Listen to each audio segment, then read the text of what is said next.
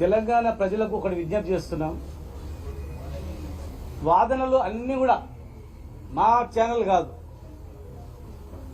మరి V6 channel కావచ్చు, TV9 కావచ్చు, అన్ని ఛానల్స్ ఒక అనుకూలంగా ఈ పార్టీకి ఇస్తుందనే కాదు, ప్రతి ఛానల్లో కూడా డైరెక్ట్ లైవ్ గంటన్నర కూడా క్లారిటీగా క్లియర్గా ఎప్పుడు లేనటువంటిది లైవ్ పెట్టి వినిపించింది. సుప్రీంకోర్టులో ఒక ఇద్దరు న్యాయమూర్తులు ఒక గంటన్నర సేపు వాదించి అన్నిటికీ సమాధానం చెప్పి ఆమె దోషి అనడానికి ఇక్కడ ఏ ఆధారం లేదు, అసలు లేనే లేదు, ప్రూఫ్లే లేదు, అసలు ఏం లేదు, కావాలని ఆమెను వేధిస్తున్న రీతిలో వారు మాట్లాడి బెయిలిస్తే అన్యాయంగా 5.5 నెలలు జైలు జీవితం గడిపింది కదా అని చెప్పి బాధపడేది పోయి ఇలా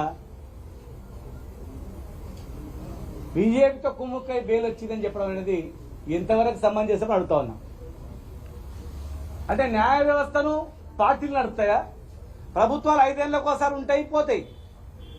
కానీ జిల్లా కోర్టులు కానీ, హైకోర్టులు కానీ, సుప్రీంకోర్టులు వీళ్ళు అపాయింట్ అయిన తర్వాత జీవిత టైం పీరియడ్ వరకు ఉంటారు వాళ్ళు. న్యాయ వ్యవస్థ అది. కానీ న్యాయ వ్యవస్థ మీదనే, తీర్పు మీదనే మాట్లాడడం అనేది ఎంతవరకు సమంజసం? అంటే మీకు ఎంత అక్కసు ఉందో ఒక్కసారి మీరు ఇదొక్కటి గమనిస్తే అర్థమవుతుంది. 5.5 ఏళ్ల తర్వాత వచ్చినటువంటి బెయిల్ పిటిషన్ మీద అసలు ఈమె దోషి అనడానికి ఏ ఆధారాలు లేవని చెప్పి అన్యాయంగా అమ్మాయిని పెట్టింది కదా, చదువుకున్న ఆమె, ఉన్నతమైన చదువు చదివింది ఆమె, ఎన్ని అబద్ధాలు పెట్టింది కదా అని చెప్పి, ఇన్ని పుకార్లు పుట్టించారని చెప్పి న్యాయ వ్యవస్థలో మరి వచ్చిన బెయిల్ మీద మాట్లాడమనేది ఎంత దురదృష్టకరమో ఒక్కసారి ఆలోచన చేయండి.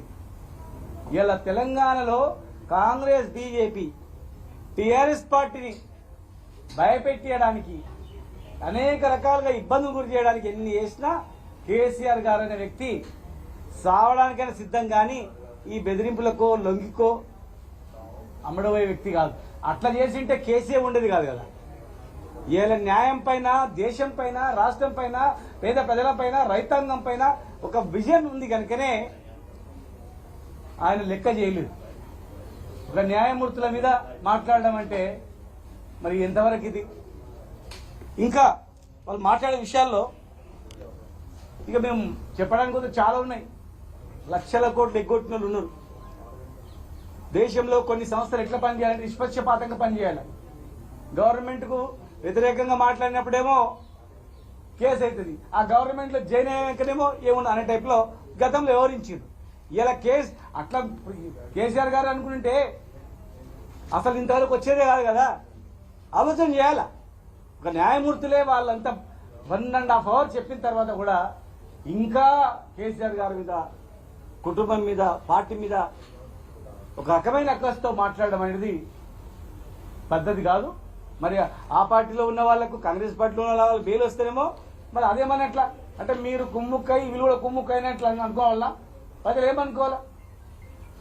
న్యాయం మీద, న్యాయ వ్యవస్థ మీద ఇట్లా వేస్తే ప్రజలకు ఎట్లా నమ్మకం ఏర్పడుతుంది? ఇది రాజకీయ వ్యవస్థలో చాలా దుర్మార్గమైనటువంటి చర్య.